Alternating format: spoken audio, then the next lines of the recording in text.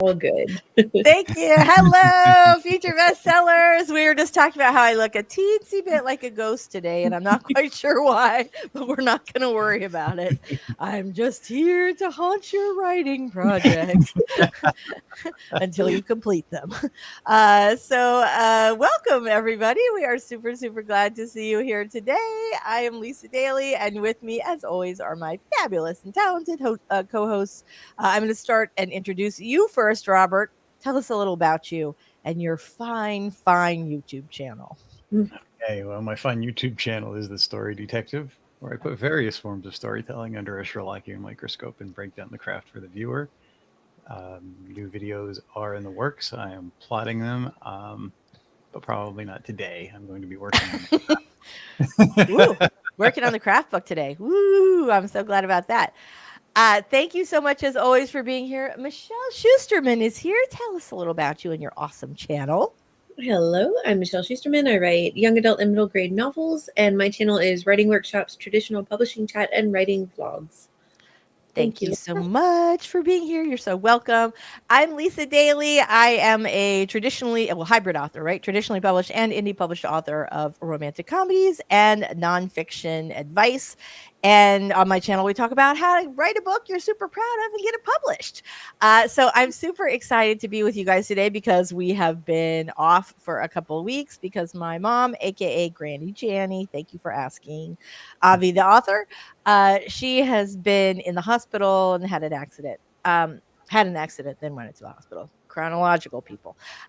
So here's the deal. She went home yesterday. She is going to have the sorry, let me back up. For those of you who don't know, my mom, aka Granny Janny, who is awesome, and before now we were pretty sure immortal. She literally, the woman is not aged in 40 years, and she's always healthy. She's never sick. She got into an accident in at the Denver airport when she was on her way out here to Florida. Slick floor, she slipped and ended up like really hurting her shoulder and her hip. And then a couple days after she arrived here, we were just driving and she like randomly passed out as we were talking. Like we're just having a conversation like this, and all of a sudden she's not responding. And so I thought perhaps maybe she'd had a stroke. We happened to be like 2 blocks from the hospital when it happened. I was driving, thank God, not her. And so we went to the hospital and they spent the better part of a week evaluating her and testing every single part of her body. It turns out she is, in fact, immortal. There's nothing, they couldn't find anything, which is both great and terrible because we don't know what actually caused the stroke symptoms. But they do know it was not a stroke, and her brain looks great and her heart looks great, which was the other thing they were concerned about. She's had more tests than any human, I think, in the history of humanity. It was quite a lot of testing, and she's really super healthy, except she has a fractured shoulder and a fracture in her hip. And so she's returned home to have the surgery there for her shoulder. We're not sure if she's going to have any surgery for her hip. She really is, again, she's not been in the hospital for like 50 years, so she does not want to go back. Anyway, so thanks so much for asking about her, but she is doing much better and, just taking the whole thing in stride, as she does with every single thing in life. Let's say hi to our friends in the chat. And also thank you guys for all your good wishes for Granny Janny. I will be sure to continue to convey them. Mary Wimbley is here. Yay. We are super, super glad you are here today. Hope you don't get any students. All right, fingers crossed, get some writing done. Michelle Schusterman's here. What a treat. Yay. Devin's here with us today. I really missed you guys. Thank you so much for being so patient. I'm very glad you guys are back. Ladies here, Not Your Mama's Bodice Rippers. We're so proud of you for remembering it's Wednesday. Yay. And that there was a sprint, right? You could have remembered the last 2 weeks and we weren't here, so I apologize for that. Avi the author is here. We're super glad about that. Hello, Maz. We're very glad to see you. Woo, Daisy's here. Good morning. Just subscribe to Michelle's Substack. Love it. That's fantastic. Michelle, you should drop a link in the chat. Actually, you can drop it in the drop it in the chat, but also you can drop it in the backstage chat, and I'll drop it in the chat too. Gotcha. Because I think when we all stream for our various channels, that some comments don't go everywhere. Yeah. Vixen's here. Hello, Vixen. We are super glad to see you. Thanks, Lainey. Yeah, that's also why I haven't been to our weekly RAM meetings. It's just been hospital and misery. So, but we're doing better. We're on the upswing now. So thank you very much. Good morning, Susan. Super glad to see you here today. Mary Putnam, hello. Anybody have favorite writing books about word choice, such as Eats, Shoots, and Leaves or Stephen King's On Writing? I love both of those books, actually. Eats, Shoots, and Leaves is more of a grammar book, and Stephen King's On Writing is kind of all about his experience and how to be a good writer. And you know what I will say about this?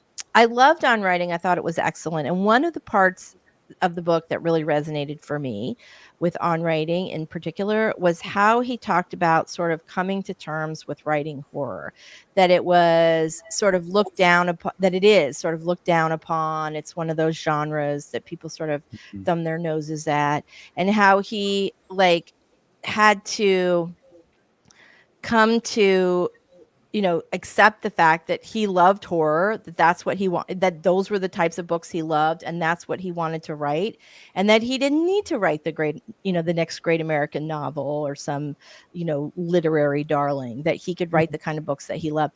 And weirdly enough, I think this is one of the most helpful things in the entire book for me.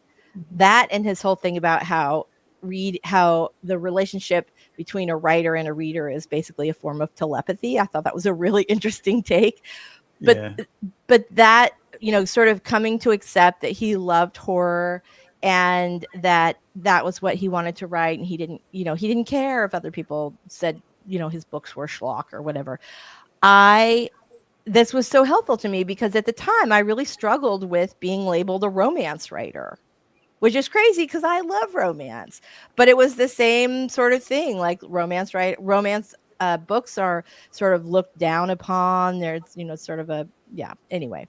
So that sort of helped me go like, you know what? I love these books, and it's okay that I love these books and that other people love these books. So it was good. Anyway, that snobbery is always there on every level, and we build that hierarchy into everything, and business supports that 100%. It's true. Well, and it's crazy too that people look down on romance so much, because for years and years, romance books are the books that have kept, the book business alive, right? I mean, romance is the biggest selling genre. So, the fact that it's popular does not mean it's bad. There are some excellent romance, and there are bad books in every genre. I've certainly read plenty of right? I've read plenty of literary sensations where they're like, oh, this is the greatest American novel ever, where you're like, is it? Is this the greatest? So anybody else have any favorite writing books about word choice, specifically for Mary? I can't think of one about word choice. That's interesting. I'd like some recommendations there too, actually. I know, right? Choices is something that's, I'm trying to think. I know. I actually read Eats, Shoots, and Leaves, so I'm putting that on my list. Oh my God. Can I say something? This is my favorite grammar and punctuation book, and I will tell you why. It comes with don't buy the ebook, buy the paperback or the hardcover, because it comes with stickers in the back so that you can put apostrophes in the right place. They need to have like whiteout for when they have apostrophes when they shouldn't be there. But yes, there are little black apostrophe stickers, and I'm like, this is the greatest. This person gets me. This author gets me and my pain. Anyway, so so you guys drop your favorite writing books in the chat, especially anything about word choice. I'm going to be thinking about that during our first sprint. Julia's here. Hello. Super glad to see you. Riley's here. Hello. Yay for immortality. I think sometimes older folks just need a nap or reboot. So Mary and I talked about this in our coaching call, and I that maybe it was just like the Granny Janny equivalent of like unplugging it and plugging it back in again. So, like you do with your router. All right. Mm. Grim Reaper came and Janny said, no, I'm good. Yes, that's true. That's true. Yeah. Well, no, I'm sure Grim and Granny are pretty tight. Again, immortal. So, which is what I said to her in the emergency room as I'm like tears in my eyes and they're giving her the stroke assessment and I'm like, "You are immortal, damn it." Well, I had a fracture once. I was remembering something that they talked about things being released into the bloodstream, and I just did a quick Google search, and it says they can release fatty globules into the bloodstream, which can cause respiratory problems. So that oxygen could have caused her passing out. Get out. Well, thank you, Dr. Robert, because not one freaking person said that to us the entire time we were in the hospital. They're all like, well, we're going to do another MRI. Oh, we're going to do this. Oh, we're going to do this. And then at the end, they're like, you don't know what happened. It's good that they checked her out, but yeah. Yeah. Well, she would not have gone. She was like just going to walk off that shoulder fracture. She's like, look, I can move my fingers today. And I know, right? I was like, Granny, what do you? Yeah. So it's a fracture because you never know. Even a small one can cause, Yeah. Well, can I say too, dreamiest ER doctor ever. Like so dreamy, I snapped a picture just in case we want to use him later. In my romance group, we're going to use him later. Dr. Varney, super cutie. We're going to have to use him later for for inspiration. I'm going to track down this photo, you guys, and bring it up. But we're talking about, anyway, it wasn't entirely unpleasant when he said, Granny Janny, while you're here in the hospital, let's go ahead and X-ray that shoulder. And she said, okay. That's very sweet. All right, Cool Gamers here. Hello. John Stevenson the fourth is here. Hello, Michelle specifically. Very nice to see you. Michelle has dropped a link to her Substack in the chat, so go ahead and subscribe to that if you have not already. Very nice. Hello, thank you, John. Not specific to word choice, but Gentle Writing Advice by Chuck Wendig is a good pep talk book. Ooh, I bet that's a good one. I love him. Love him. Friend I hadn't seen in years were telling me about how some books were serious and some were just fluff. Yeah. Okay, you know what I have to say about this? Because I saw it and it's been like, yes, I have heard this as well. And fluff is obviously a very, what's the right word? Not quite derogatory, but like it's not meant to be it's derogatory. It's most often used to describe, I think, romance, particularly if it's written by a woman. Because if a man wrote a book with a deep romance in it, it would be taken seriously. But when a woman does it, it's just... And his name would be Nicholas Sparks. Thank you. Exactly. Anyway, fluff. Okay, like when I hear fluff, like this book is fluffy, my brain interprets that as feel good. Okay, so a book makes you think and maybe is like a little heavy, and a fluffy book just makes you feel good. And I would like to challenge anyone who uses the phrase fluff to write a book that makes anyone in this day and age feel even a moment of joy, because that is a huge freaking challenge. Thank you very much. It is a huge challenge. And the other thing is it's a bigger challenge when the world is going to crap. That's what I'm saying. Exactly. It's way harder to write a funny, fun, feel-good book when everything else this crumbling to the ground. Like, why do we treat that like it's this dismissive, like, oh, it doesn't matter, it's not important. I mean, making people feel good is not important. Exactly. I completely agree. What were you gonna say, Robert? On top of that, there's definitely heavier reads and lighter reads, but if you think about the whole subject of falling in love, I mean, that underlines pretty much everything in life, doesn't it? Isn't that like poor advice to everything with love and positive feelings? So, Well, and just like the basic structure of our humanity is, couples and family units and don't get me started, but yes, I completely agree with you. And the thing is, being sort of effortlessly funny and fluffy, that's way harder than it looks. Way harder than it looks. Yeah. Absolutely. All simple things, whether it's art or stories, requires more thought because you have to put more in less. Yeah, It's a very complicated situation when you're writing that way. This is the thing.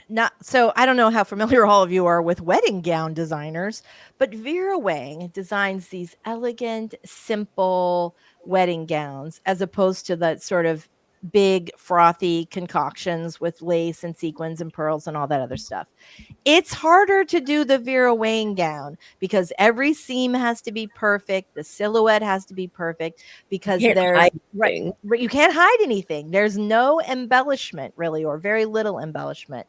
Whereas you could just put a sequins over a, craptastic amount of tulle and have a completely different, and obviously there are some extraordinarily well made fluffy I do use fluff, right? Concoctions wedding gown wise, but that's what the thing that looks simple is often more challenging to do. Yes. Yeah. Mary, no stickers in your Eat, Shoots, and Leaves. Oh, that is a terrible. Yeah. That's a heartbreak. Oh, so I wonder somebody probably came and stole them. I would totally do. No, I would not. I also like the book Dreyer's English by Benjamin Dreyer, who's an editor at Random House. Very nice. Absolutely sure. I'm sorry. I met him a couple years ago. Well, it's been a while, actually. It's been longer than a couple years ago. I met him many years ago. And I did predict if he ever got divorced that there would be like a line of ladies around the block to become the new Mrs. Sparks. I'm not sure what his current marital status is, but yeah. John says satire is a good way to laugh at the crumbling. Absolutely true. Yes, absolutely true. Oh, it is 100%. Yeah, for sure. For sure. Well, I think all of those things. This is why, like, Taylor Swift gets such a hard time. If you actually listen to her music, she's a heck of a storyteller, and she's a really, really good writer. But because you can dance to her stuff, and it's fun, and she's blonde and adorable, and all of that other stuff, that people just consider that there's no substance there. And yet, I see a lot more substance in her writing than I do in a lot of other songwriters. So, yeah, I mean, she writes a lot of heavy and important issues. Anyway, don't get me started. Don't call us fluffy. All right. Mary says, Robert's comment made me think of a favorite quote. I didn't have time to write a short letter, so I wrote a long one instead. Yes. It's a good one. Yes, exactly. Yes, me too, Winter. Absolutely. Mary has on writing in audiobook form. This makes me want to do it. Yeah. Does he do it? I believe yeah. Does he? Yeah, that's fantastic. But yeah, it's such a good book. Yeah, it really is. It's one of those where you like go back to it every couple of years after you've read it. Yeah. It makes you kind of inspiring with story, and I think that's the main point of it. I mean, the thing that I really like is his description about the bunny and the cage and the tablecloth. If you analyze that scene about description, there is a ton in there. It's not broken down into all the components, but it's all there. It's all there. I know he really is an incredible writer, and like many other horror writers and romance writers, he does not get credit. He always gets credit for his sales, but I shouldn't say never. He doesn't get as much credit as he should for his craft because he really is a heck of a storyteller, which is why he has the sales that he has. And in particular, his characterization, like his people just come off the page and stay off and hang out in your house, That sounds like a horror novel itself. So John giving an example, I don't know how to take this. Okay. I learned a short story format from a Save the Cat breakdown of Taylor Swift's song Cardigan. So if you guys don't know, Cardigan is part of a 3-song. This is so. It's part of a 3-song sort of a trilogy about different perspectives. A boy cheats on his girlfriend with another girl over the summer, and so one song is about the boy's perspective about how he made this terrible mistake and he wants his girlfriend back. The other one is from the girlfriend who was cheated on's perspective, and then the third song. And I might be getting the order wrong, but then the third song is about the girl he cheated with and how she really cared for him and sort of felt discarded like a cardigan. So yeah, anyway, but right, that's like some really good writing. She has some great stuff. There's a song she does called I Think He Did It, which is just about is it called I Think He Did It? Anyway, it's called something like that. And it's about domestic violence. And If I Was a Man is all about, misogyny and how women are treated differently at work, and in particular her experiences. And I think all of that's valid. And clearly her gazillion listeners do as well. And that's the thing about writing, is it connects us. Good writing in particular. Yep. So the fact that you don't relate to, that if somebody doesn't relate to Taylor Swift's message or her experiences, that's okay. But that doesn't mean it's less valid or that it's fluffy, or it doesn't matter just because she happens to be a cute girl. Coffee Create Connect has a great question. We are going to do our 5-minute warm-up sprint, and then we are going to come back and talk about talking head white room syndrome. Right? Love this. Absolutely love this. So fantastic question, Coffee Create Connect, and we are going to answer it when we come back. But let's do our very first 5-minute warm-up sprint, because otherwise we'll not get to indie sprinting today. We'll just be all chit-chat. All right, everybody. We're going to get started with our first sprint, starting in 3, 2, 1. Let's cha-cha.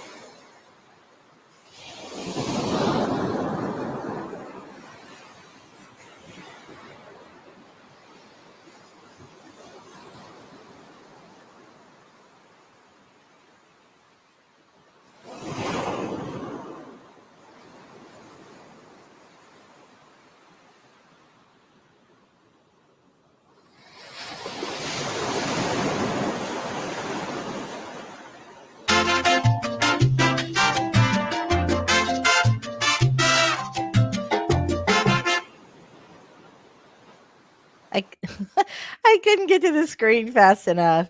All right, let's see. There we go. So, how'd everybody do on that last sprint? All right, fantastic. I know. I just got it. You know what was I got my document open and I just started working right away, which I didn't even think about, like that it was a 5-minute sprint, and so I was like, oh, it's over already. So, let's talk about what we're all going to be working on today. Let us know in the chat what you are planning on working on today. Michelle, what do you've got going on? I've got a ghostwriting project due Friday, so that is it today. That is it today. All right. How about you, Robert? You're working on your craft book today? Yeah. Yay. Fantastic. And for me, I am working on a client rewrite. So I'm excited about that. Like, she had written the original draft, and I'm doing the polish on it. So I'm pretty excited about that. Fun story. What are you guys working on in the chat? Let us know. Vixen was saying, I love when my daughter tells me the stories behind Taylor's songs. I love that too. Mary just subbed to Michelle's Substack. I dropped a link for you guys if you're on my stream versus Michelle's. And so there's a link in the chat, another link in the chat. Ramona says, I watched a writing advice video against using overused story structures. One of them is having a scene in the bar. How many of you don't actually have a bar or tavern scene in your story? I've had plenty of books without a bar scene. That's a weird. It is, but you write kids books. Like, often you do, like, right? You write kids books, so there's so many fewer kids are hanging out in bars these days. We can hope. Yeah. So there's something about that. I'm trying to think. I will say, like, because I write romance, and a lot of times dates happen in a bar and obviously, right? And so my last book, Hockey Romance, definitely has a bar scene in it, more than one probably. And I can't remember if 15 Minutes of Shame had a bar scene in it, but there are a lot of margaritas. So there's that. So I don't know. Yeah. Interesting.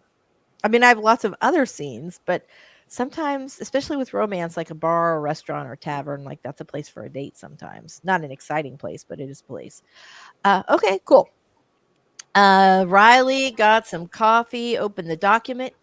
Doll is here, caught another stream. Now she's here with us. We're super glad to see you, Doll. Susan working on Medusa retelling I started and abandoned last year. Ooh, love that. Riley's going to work. I think Lisa froze. Riley's working on a YA sci-fi thriller. That's awesome. That is awesome. Am I back yet? Yeah. Adding in some action. I thought, if I make a face. Adding in some action beats trying to fix the White Room talking head syndrome issue in my book. And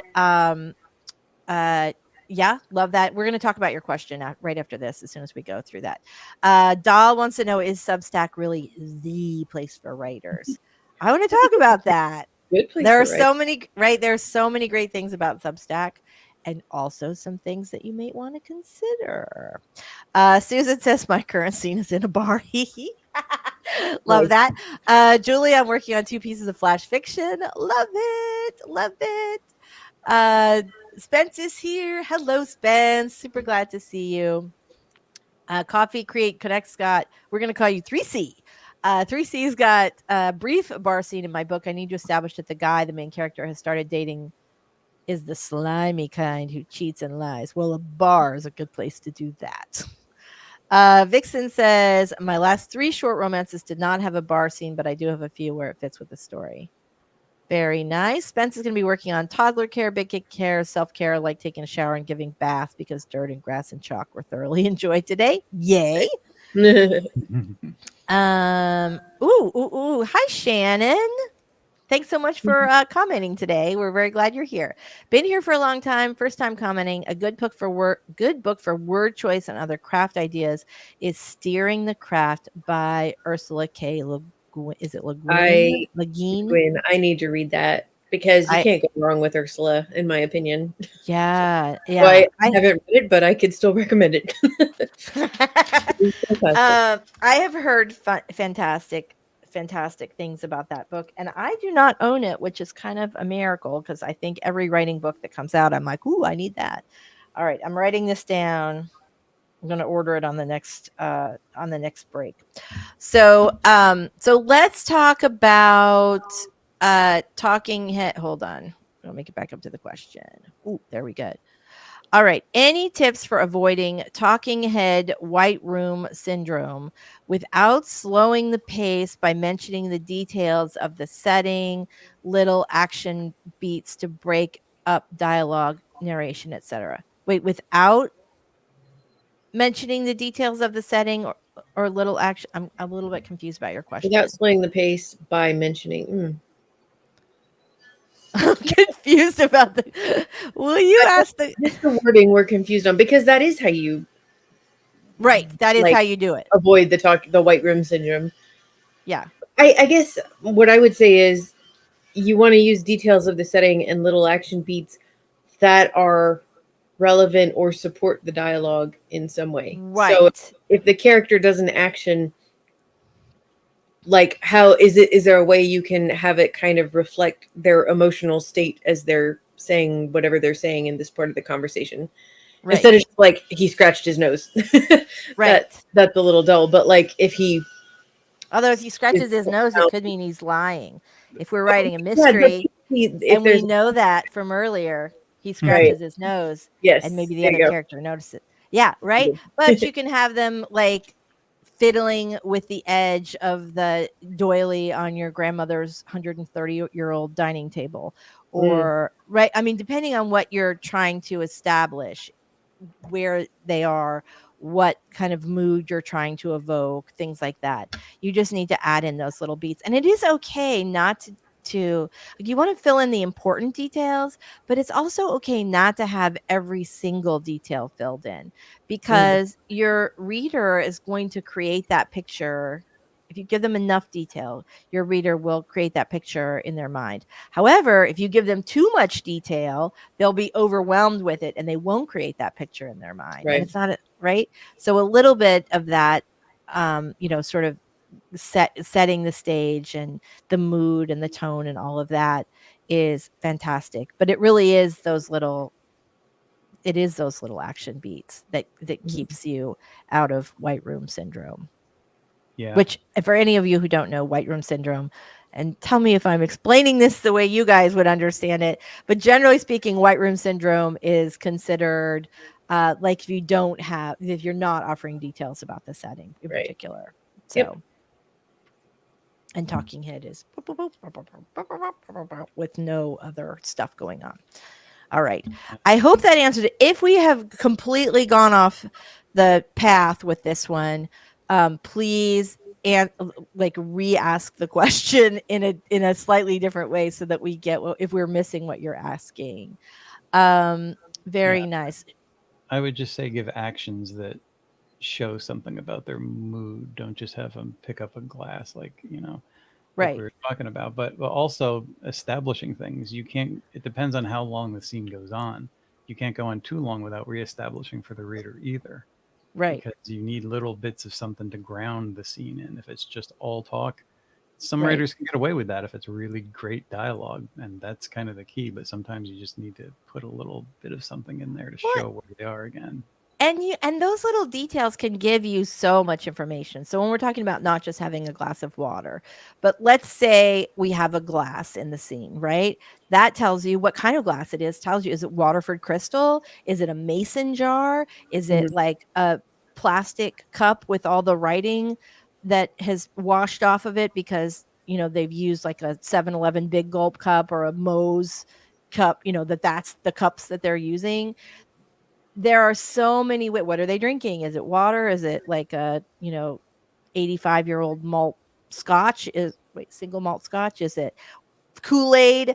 Like there are lots and lots of details that you can add in that add to the mood, to the scene, that tell you something about the characters without having to say Julia has terrible manners. You can show that Julia has terrible manners.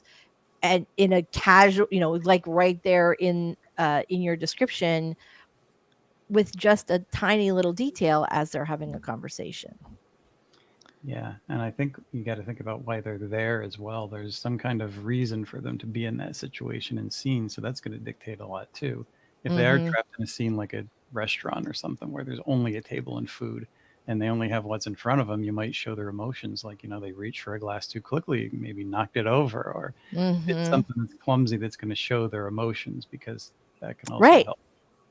Right. I personally, I love that sort of like, because obviously I write romantic comedy, and a lot of times there's a wealth of material in physical comedy in books. And so you can, think about how weird we act when we're nervous, especially on a first date, and all the crazy stuff that happens. And also when you're in a social situation with a person that you want to impress, that's a new person or not a person who's not known to you, how things can quickly escalate and go wrong because you don't know the other person. There's so many ways that those little details can help, but you don't need to feel like you need to describe every single thing in the room. And that is something I see a lot with beginning authors, especially beginning authors of, well, it'd only be fiction, but that they feel like they have to describe what the, what everything looks like that you have to know what color the paint is, the exact color, like Ralph Lauren 1347 sky blue, whatever. It would be named something else, right? Salisbury Point. That is okay. Weirdly enough, that is my very favorite paint color. That's the color of my office. Anyway, so yes, you have those details. All right. No one ever needs to have a white room again. We can all have Ralph Lauren Salisbury Point. Very nice. Oof. I feel this. Yeah. You just have to just do enough where your reader can take the rest. I have the same. I can either write description or dialogue, but not both. So I have to go back, right? And incorporate those things into each other. Very good. Yeah. All right. Ooh, I have all good things to say about Sterling the Craft. I've read the book and fully recommend it. All right. Very nice. Very nice. Mary says also to have a touch of detail early in the scene before the reader fills in the gaps themselves. That's true. And you can also have your, as we all do when you walk around, right as you walk into a room, it's not possible to notice everything. You notice a few things. You might notice a really unique detail or something that really, a piece of artwork that really speaks to you, or that the paint is peeling off the baseboards, but you're not going to notice every single thing in the room. And I think if you're struggling with the difference between over describing something and under describing, it's probably better to go with under describing. But you can paint a picture of what the room would be like in, a few little descriptions. It does not have to, and they can be casual, sort of descriptions that are, filled in along with the dialogue. All right. Coffee Crate Connect says trying to find the balance of enough description, action beats to avoid talking heads, but not overdoing it. All right. Well, I feel like just the fact that you're thinking about that is probably a really, really good sign that you are going to knock this out of the park. I think you're going to do it. All right. So let's go ahead and do our very first 20-minute sprint. We got to get some writing done today. We've had lots of good conversation. All right. Here's this. All right. So 20 minutes I'm putting up on the clock. We are going to warm up our little fingers and knock this out of the park. Here we go, everybody. Starting in 3, 2,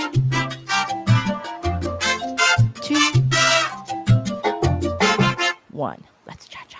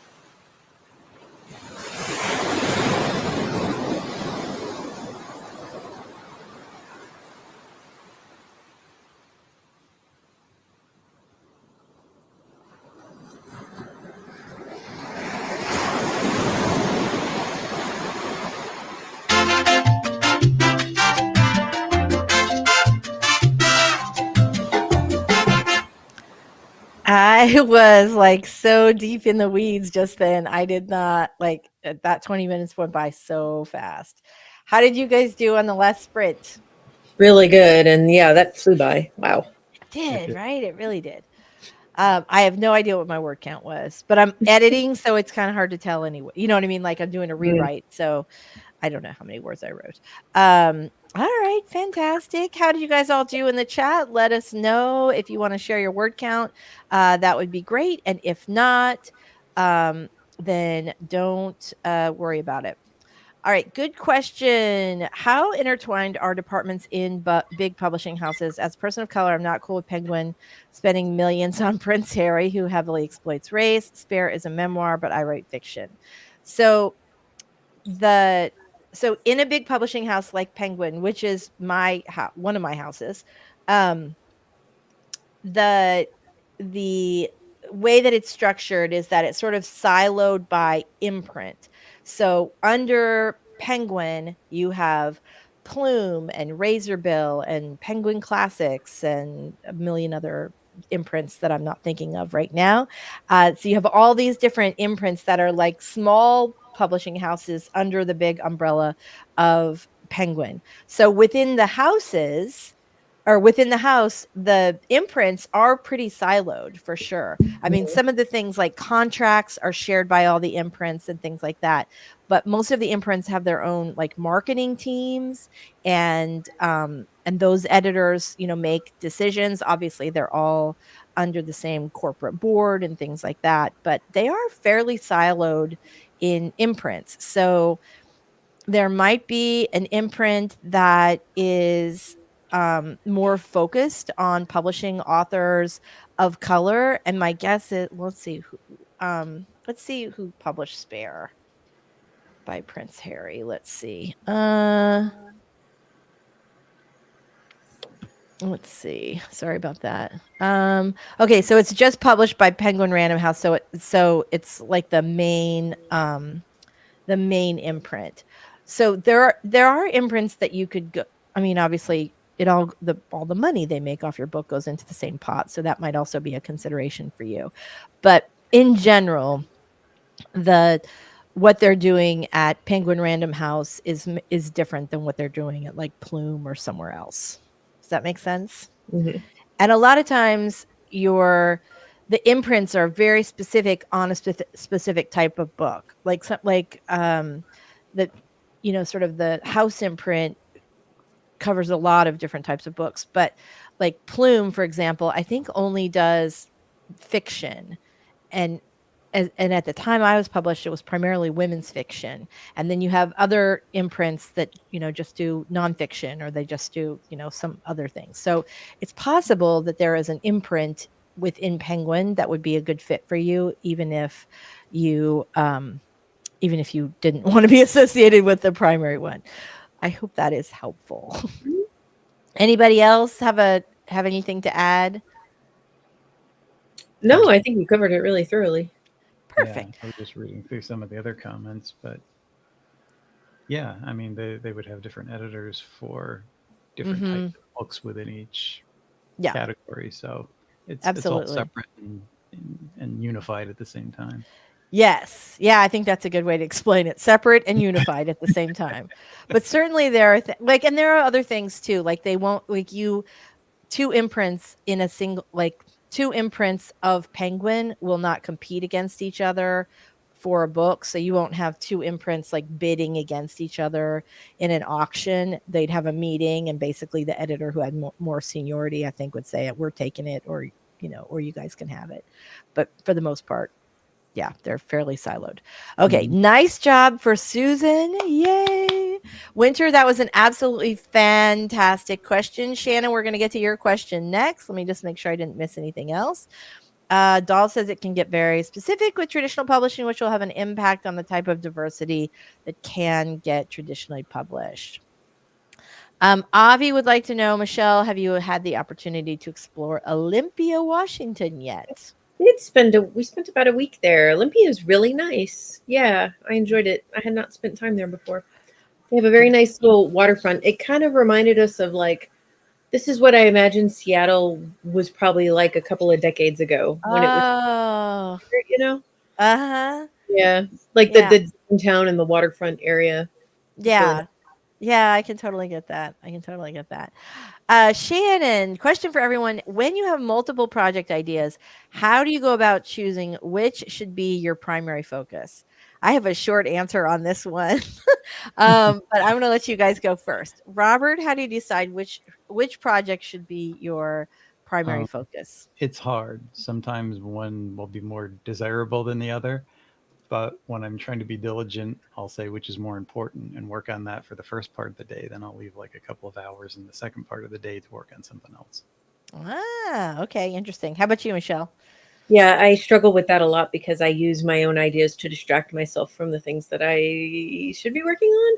Or like if I will get to a certain stage where I'm like into a draft on something and it's like, oh, let's stop this and brainstorm this other idea because brainstorming is more fun.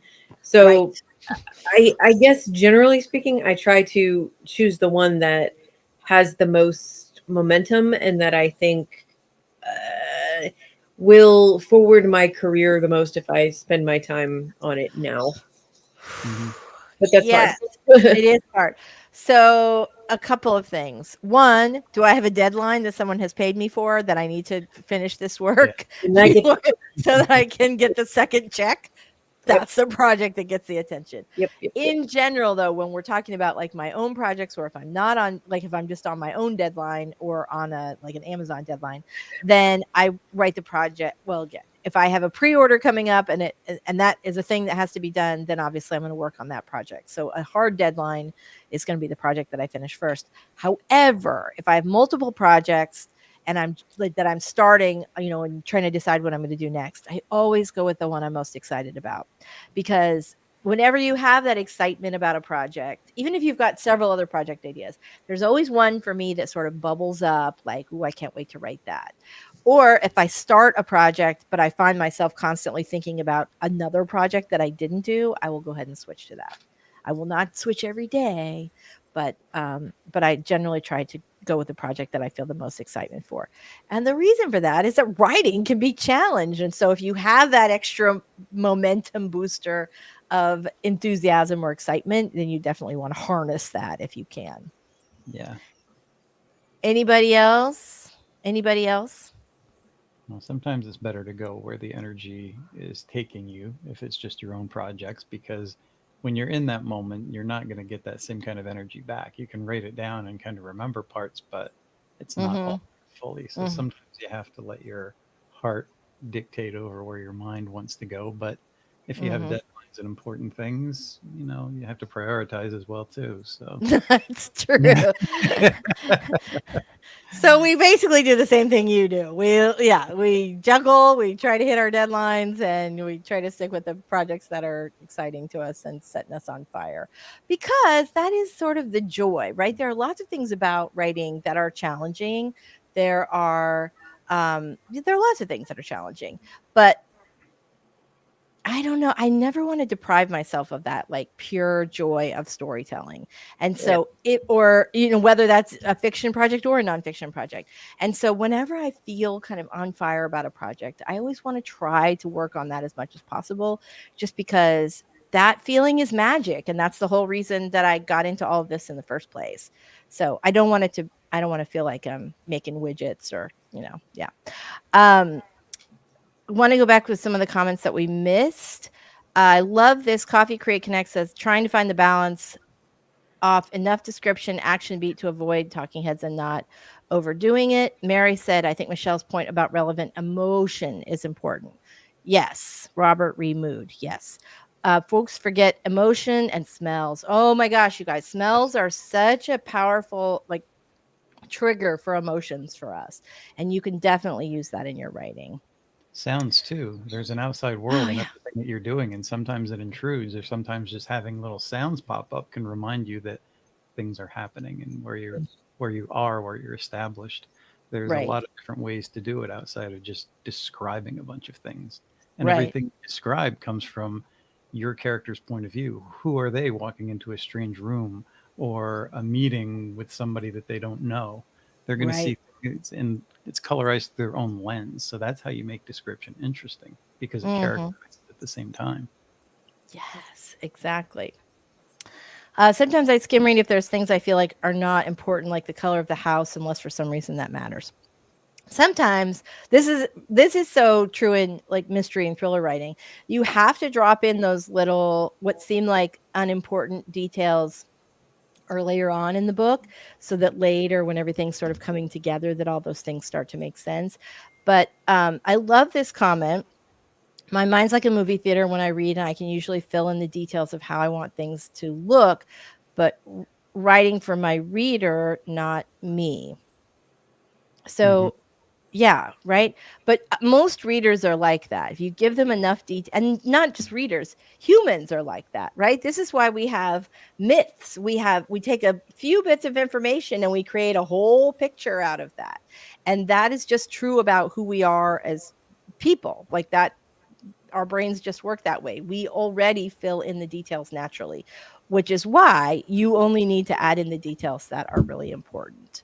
Like you don't need to describe every single detail of a hospital, because most people have been in a hospital.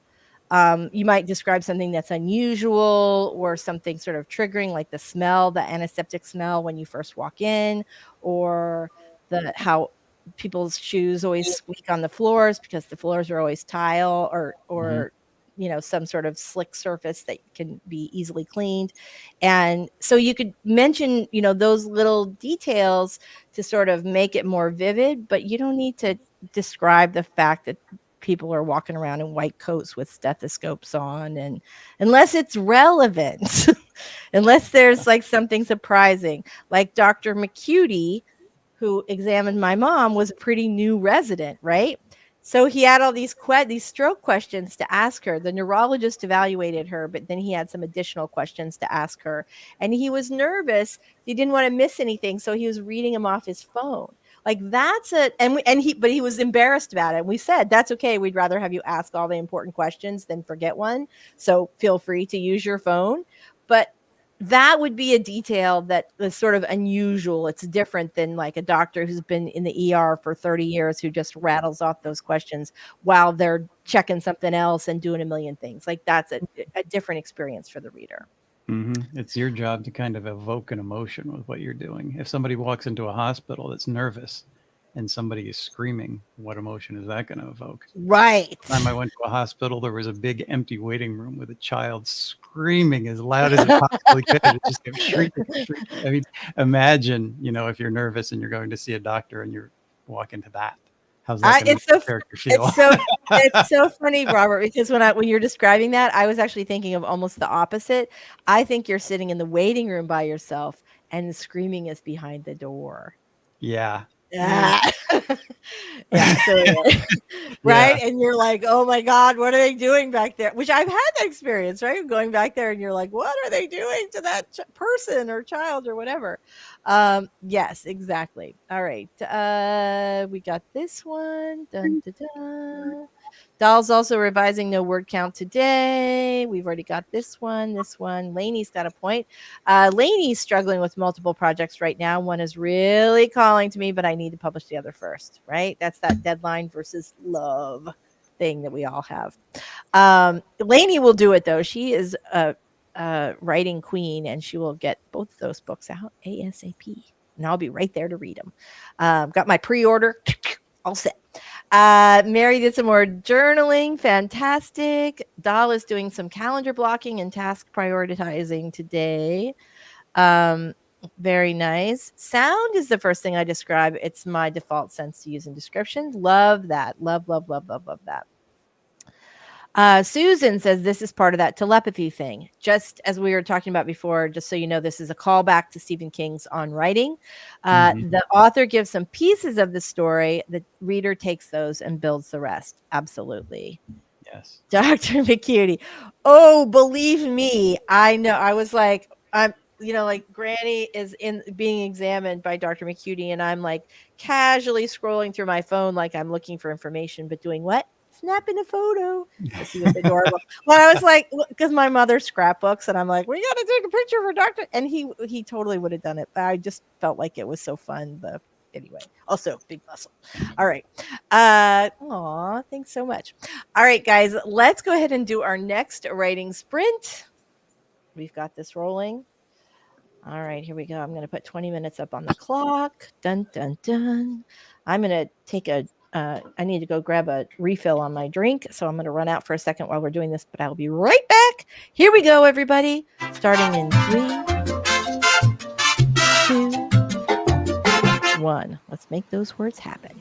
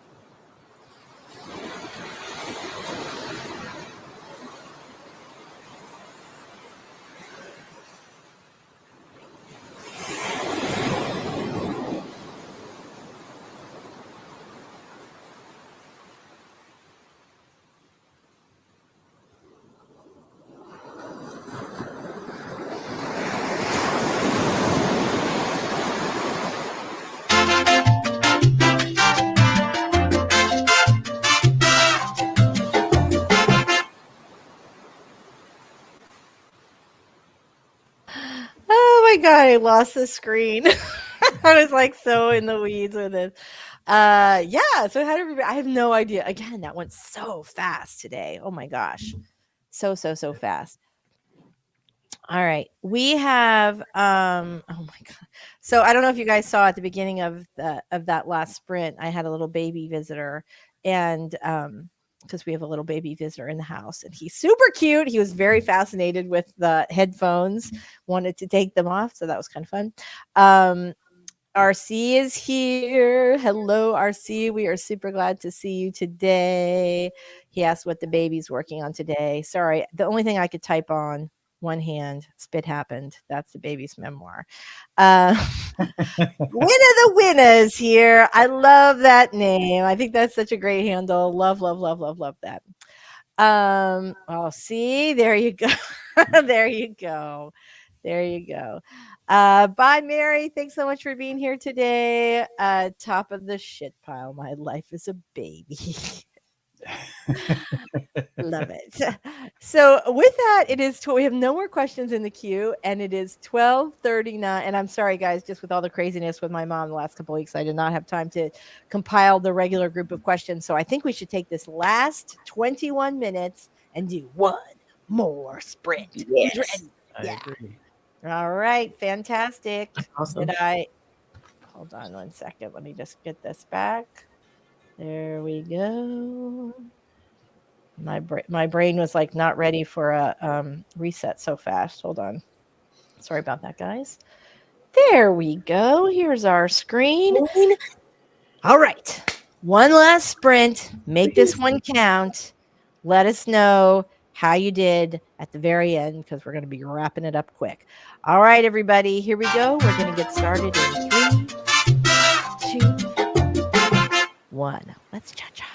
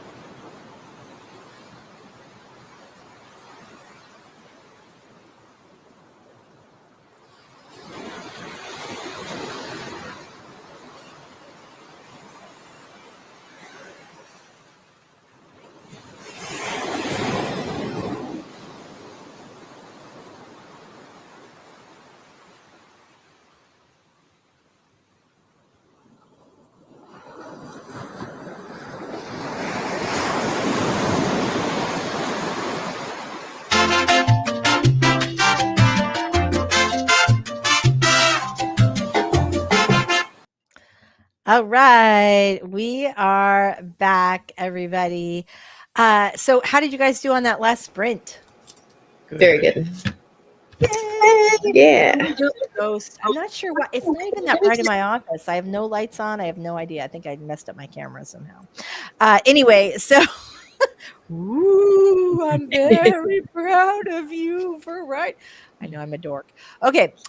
So thanks so much. I just wanted to say, look at this. Susan got 1,300 today.